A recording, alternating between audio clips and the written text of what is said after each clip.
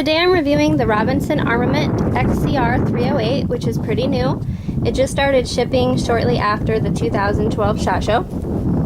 This one has been Cerakoted by Robarm in OD Green, which many of you are probably sick of hearing is my favorite color. It looks really nice. This is the first 308 I've ever fired, and today I'm going to put a few hundred rounds through it to see how it does. I have shot the 5.56 XCR before, which I liked, so I wanted to try this new 308 version. I'm only 5'4", and this rifle already feels pretty heavy to me, so I'll let you guys know what I think.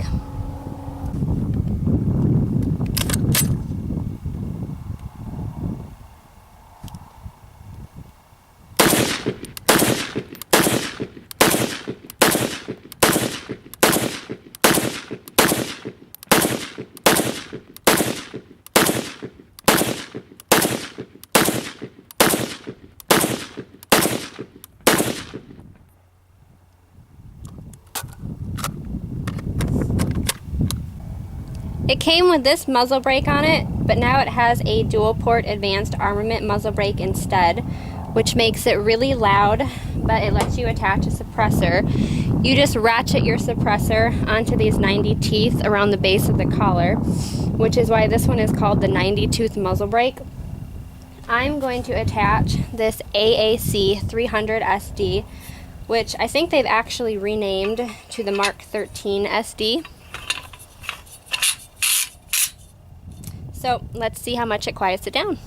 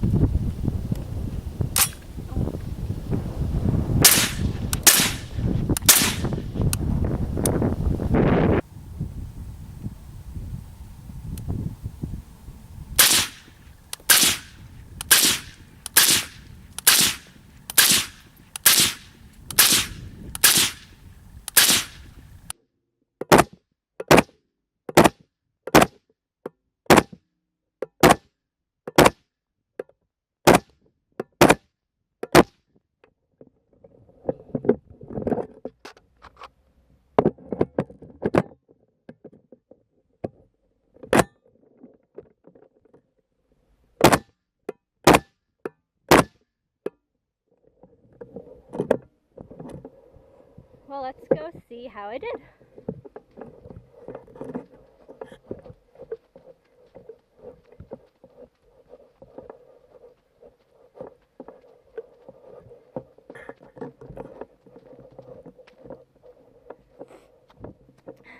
Well, not too bad.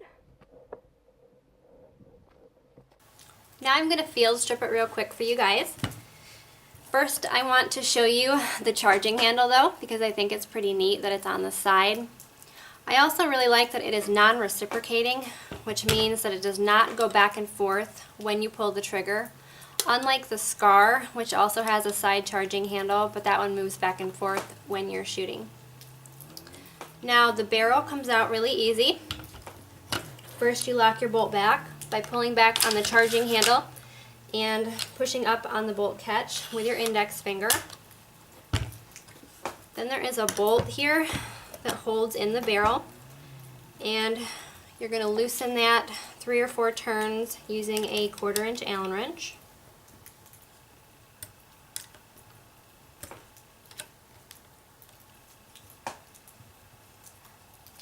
That will loosen your barrel, and it comes out really easy. Sometimes it sticks because it's really tight. Then you can just tap it lightly and it'll break it loose. After you take out your barrel, you can then take out your gas tube. Then you release your bolt. Right here is your receiver lock, which you press forward on and pull up, and it will separate your receivers. Then you can take out your operating rod and your bolt carrier group.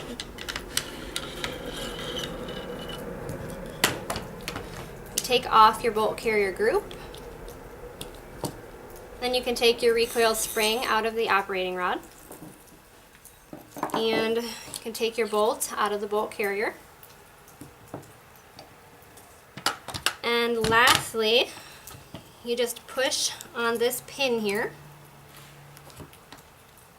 and pull it out the back, and that will separate your upper from your lower, like on a standard AR. So that was disassembly. Pretty quick and easy. Now for reassembly, you just do everything in reverse. You put your upper and your lower back together and push that pin back up through. Then you put your recoil spring back into your operating rod, putting the receiver lock on this side so it'll catch in this notch. You slide your bolt back into your bolt carrier, and then you line up the groove on the bolt carrier with the rectangular notch on the operating rod.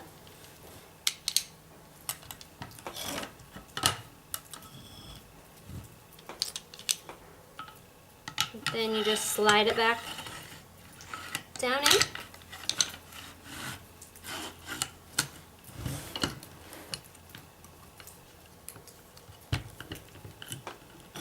And you line that back up, press in on your receiver lock, and snap it back together. Then you would lock your bolt back.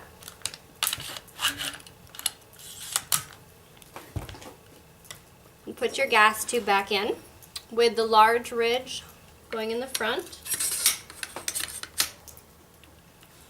You can slide your barrel back in.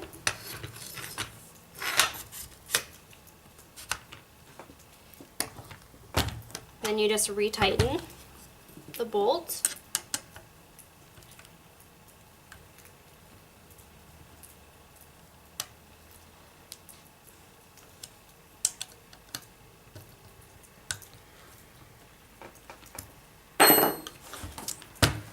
And release your bolt. The XCR is a modular piston-driven rifle with a quick change barrel system and the ability to change calibers. So this 308 is the XCR-M, which stands for Exchangeable Caliber Rifle, and the M stands for medium.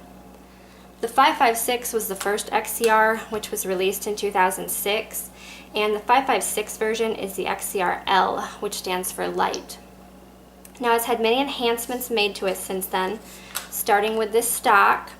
This particular stock is new this year from Robarm, and it's called the Fast Stock, which stands for Fully Adjustable Stock.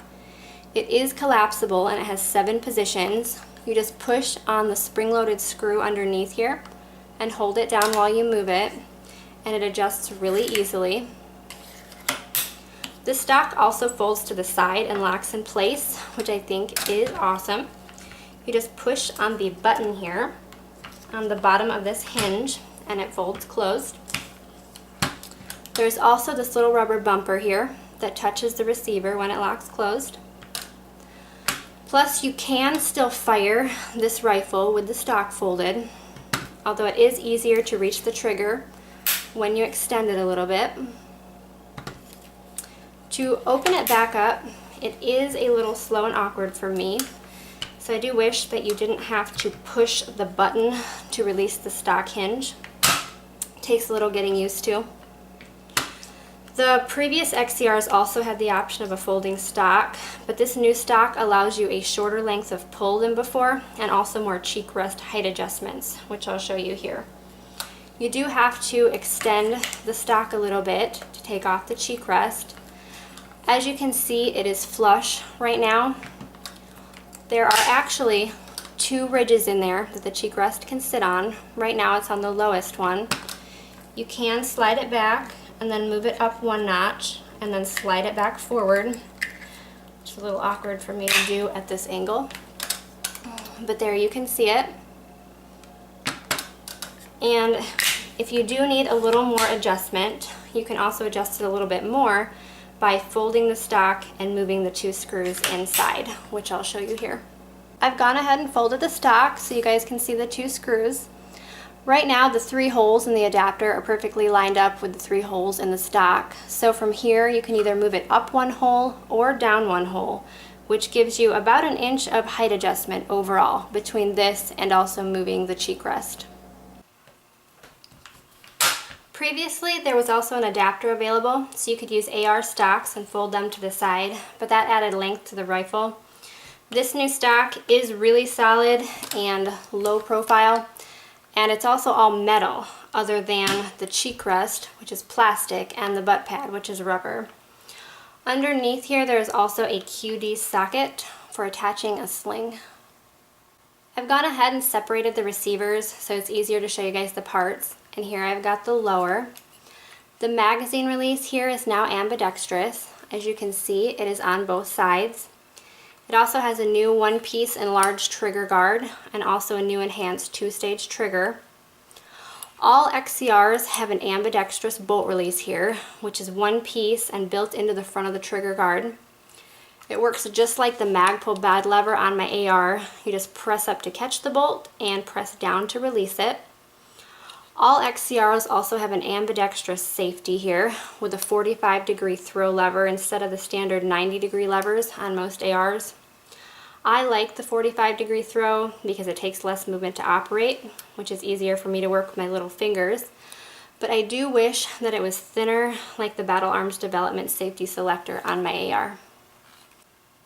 This XCR has a heavy barrel with a 1 in 10 twist, and it's non-chrome lined stainless steel. But they will be offering chrome-lined barrels in the future, and they do also offer a lightweight version. The barrels are available in 16, 18.6, and 20-inch lengths. This one was 18.6, but it's been cut down and had this muzzle brake permanently attached to bring it to the legal 16-inch overall barrel length. There is a gas adjustment valve here on the gas block. It has 6 settings, and you just push on the little spring-loaded detent here and hold it and spin the wheel to make your adjustment for higher or lower pressure. I like that it's on the side so you don't have to bring the muzzle close to yourself to make adjustments. It has a 1-piece monolithic upper, and the 308 forend is almost 2 inches longer than the previous models. Robinson Arms is now offering their rifles with Cerakote finishes in flat dark earth and OD green. And one thing that I found interesting is that they actually Cerakoted the inside of the receiver. I don't know if you can see that there. And new XCRs have standard Picatinny rails like this that don't have a groove down the middle like previous XCRs had. And the charging handle has a built-in forward assist. So if you need to use that, you just pull back on it enough to engage the bolt, press the handle in, and then push it forward. And this left-sided charging handle works great for me and I really like it, but it isn't made for lefties. Everything else on the rifle is ambidextrous though. It came with this steel magazine, but the 308 also works with Magpul LR20 PMags and SR25 style magazines. I mainly used PMags, which were more comfortable than the steel mag, and they worked perfectly. I put 240 rounds of 150 grain full metal jacket through it, and the rifle was very accurate. I did have 2 failures to eject during the break-in period, but it ran great after the first 100 rounds. For my accuracy test, I was actually really surprised at how good it was for being a quick change barrel, which is only held in by 1 bolt. I shot from a bench using the Aimpoint Micro T1 at about 40 yards. Without magnification, it was hard for me to really be accurate past that range with the 4 MOA dot.